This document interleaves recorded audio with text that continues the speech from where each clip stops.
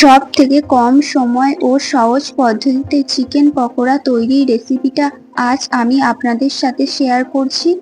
একদম বিয়েবাড়ির মতো মুচমুচে ও টেস্টি চিকেন পকোড়া বাড়িতেই তৈরি করে নিতে পারবেন আমার এই রেসিপিটি ফলো করুন। Hello everyone, welcome back to my channel. আজকে আমার recipe chicken pakora. Chicken pakora বানানোর জন্য আমি এখানে নিয়েছি 300 গ্রাম চিকেন। চিকেনটাকে খুব বেশি বড় বা ছোট সাইজে রাখিনি। আমি এখানে চিকেনটাকে দুবার ম্যারিনেট করব।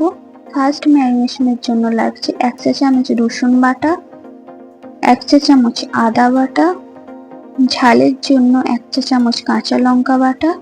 আপনারা যেই রকম ঝাল খান সেই অনুযায়ী দিয়ে দেবেন। 2 চা চামচ টক দই, স্বাদ মতো লবণ, 1 চা চামচ গোলমরিচ গুঁড়ো, 1 চা চামচ হলুদ গুঁড়ো, কালারটা একটু ভালো আসার জন্য দিয়ে দিচ্ছি 1.5 চা চামচ কাশ্মীরি লঙ্কার গুঁড়ো,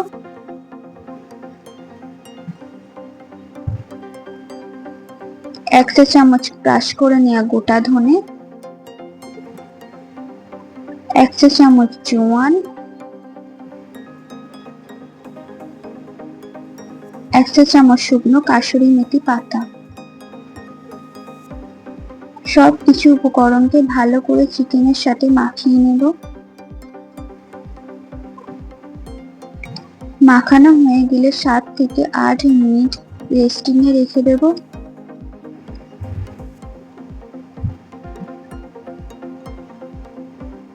সাত থেকে 8 মিনিট পর চিকেন ম্যারিনেশনের জন্য দিয়ে দিচ্ছি 1 চা চামচ ভিনেগার, একটি পেঁয়াজ, একটি মাঝারি সাইজের পেঁয়াজকে কুচি করে দিয়েছি, ধনেপাতা কুচি,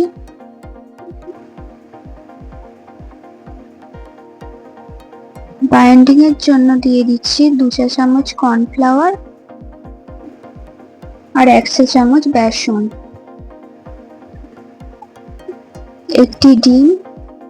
ডিম যারা পছন্দ করেন না তারা স্কিপ করতে পারেন। চিকেনের সাথে সবকিছু উপকরণগুলিকে ভালো করে মাখিয়ে নিতে হবে।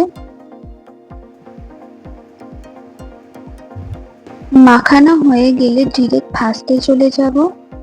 প্যানে তেল গরম করে নিয়ে চিকেনের পিসগুলিকে একে একে দিয়ে দেব।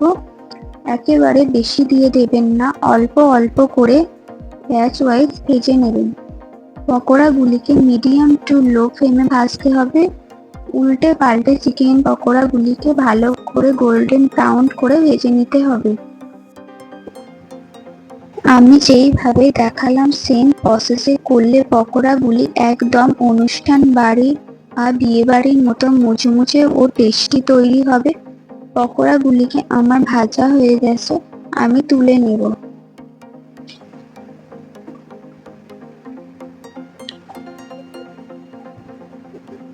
সেম প্রসেসে বাকি পকোড়াগুলিকে ভেজে নেব।